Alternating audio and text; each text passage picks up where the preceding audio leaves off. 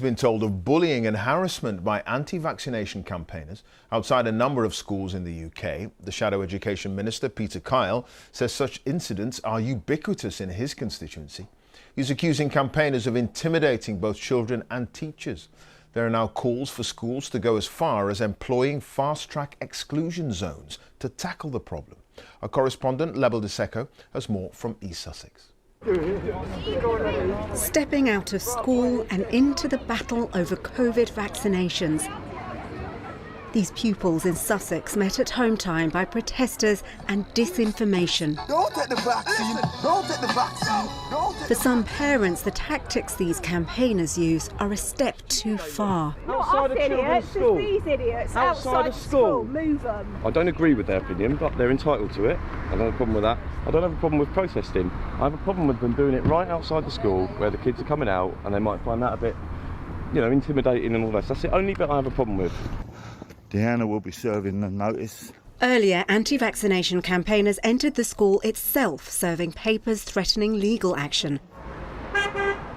The leader of this campaign group, who believes a range of extreme conspiracy theories, including that most people in power are paedophiles, says he won't stop until the COVID vaccination drive ends. We have spoken to the head teacher of this school, who said he was served papers earlier on today, and he really did seem very shaken up. This should be shaken up. It should be shaken up.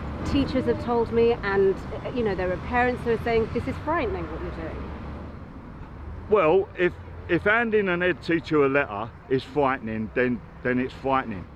A lawyer told us that such letters and papers have absolutely no legal standing. I believe it to be pseudo-legal nonsense.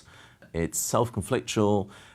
It draws up points about law that are misplaced. It's intended to drive a threat towards teachers, head teachers and otherwise, and I think just has no foundation in law whatsoever.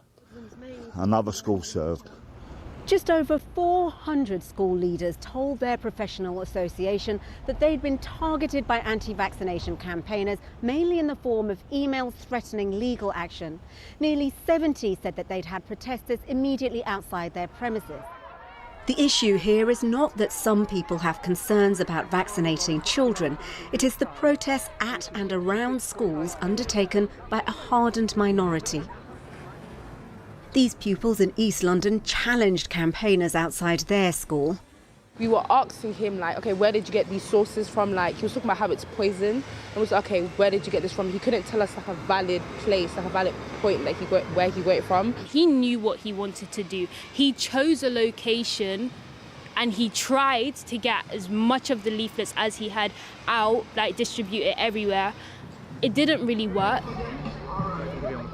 Some MPs are now calling for schools to be able to use exclusion zones in order to bring an end to scenes like this at home time. Lebel de Secco, BBC News.